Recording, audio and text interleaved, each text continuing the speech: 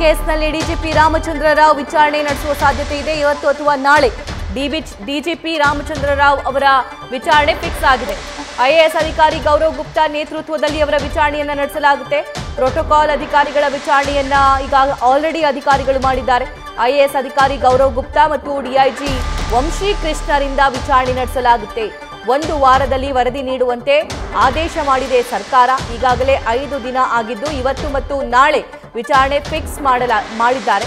ವಿಚಾರಣೆ ಮಾಡಿ ಗೌರವ್ ಗುಪ್ತಾರಿಂದ ಸರ್ಕಾರಕ್ಕೆ ವರದಿ ಕೂಡ ಸಲ್ಲಿಕೆಯಾಗುತ್ತೆ. ಇದರಲ್ಲಿ ಸಚಿವರ ಹೆಸರು ತಳುಕು ಹಾಕಿಕೊಳ್ತಾ ಇದ್ದಂತೆ ಕೇಳಿ ಬರ್ತಾ ಇದ್ದಂತೆ ಸಿದ್ದರಾಮಯ್ಯ ಅವರು ಕೂಡ ಅಲರ್ಟ್ ಆದರು.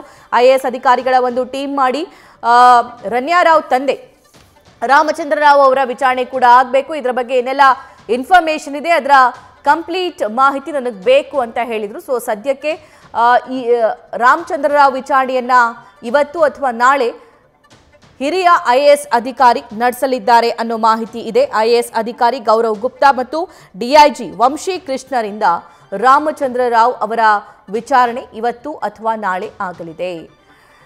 ಇವರ ಕೃಪಕಟಾಕ್ಷದಿಂದಲೇ ಈಕೆ ಏರ್ಪೋರ್ಟ್ನಿಂದ ಯಾವ ವಿಚಾರಣೆನೇ ಇಲ್ಲದಂಗೆ ಹೊರಗಡೆ ಬರ್ತಾ ಇದ್ಲು ಅನ್ನೋದು ಇರುವಂತಹ ಪ್ರಾಥಮಿಕ ಮಾಹಿತಿ. ಆದರೆ ರಾಮಚಂದ್ರ ರಾವ್ ಅವರು ಯಾರ್ಯಾರ ಮೇಲೆ ಪ್ರಭಾವ ಬೀರಿದ್ರು ಅಥವಾ ಯಾರ್ಯಾರ ಮೇಲೆ ಒತ್ತಡ ಹಾಕ್ತಾ ಇದ್ರು, ಇವರು ಈ ಸ್ಮಗ್ಲಿಂಗ್ ಕೇಸ್ನಲ್ಲಿ ಯಾವ ರೀತಿ ನಂಟು ಹೊಂದಿದ್ದಾರೆ ಅಥವಾ ತಮ್ಮ ಮಗಳ ವ್ಯವಹಾರದ ಬಗ್ಗೆ ಇವರಿಗೆ ಏನೆಲ್ಲ ಮಾಹಿತಿ ಇದೆ, ಇದೆಲ್ಲದರ ಬಗ್ಗೆ ಇನ್ಫಾರ್ಮೇಷನ್ ಕಲೆಕ್ಟ್ ಮಾಡೋ ಕೆಲಸ ಈ ಐಎಎಸ್ ಅಧಿಕಾರಿಗಳ ಟೀಮ್ ಮಾಡುತ್ತೆ. ನ್ಯೂಸ್ ಫಸ್ಟ್ ನಿರ್ಭೀತಿಯಿಂದ ನಿಮ್ಮ ಪರವಾಗಿ.